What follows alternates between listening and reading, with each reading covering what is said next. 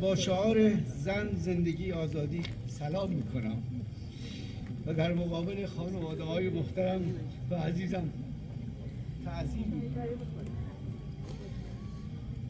به نام 176 عزیز جانباختمان، به نام همه جانباختگان و ستمدیدگان 46 سال گذشته.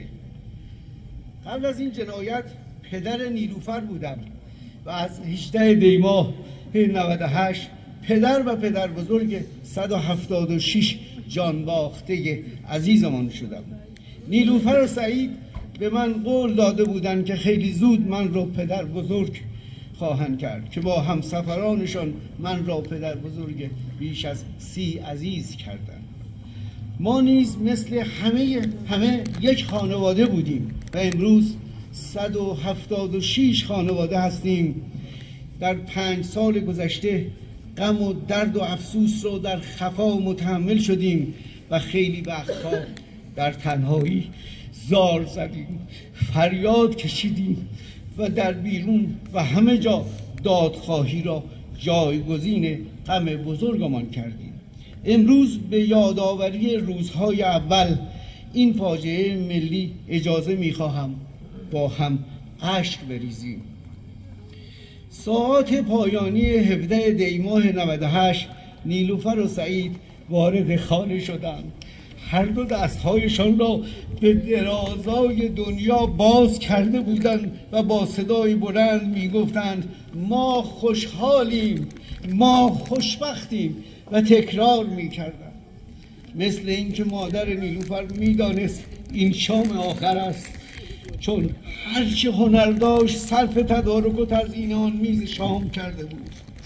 بعد از صرف شام در ساعات اول 18 دی ماه چمدانها رو به پایین بردیم و در بنی گذاشتیم و همدیگر رو که نمیدانستیم آخرین آغوش است با گرمای عشق به فرزند نیلوفر و سعید را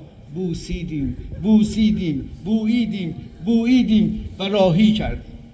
سعید که خیلی آرام بود گفت با نگران شماها هستیم، هرچه زودتر بیایید. نیلوفر که در اوج استرس بود در لحظه سوار شدن رویش را به من کرد و گفت بابا جونی نگران شماها هستیم، هرچه زودتر بیایید.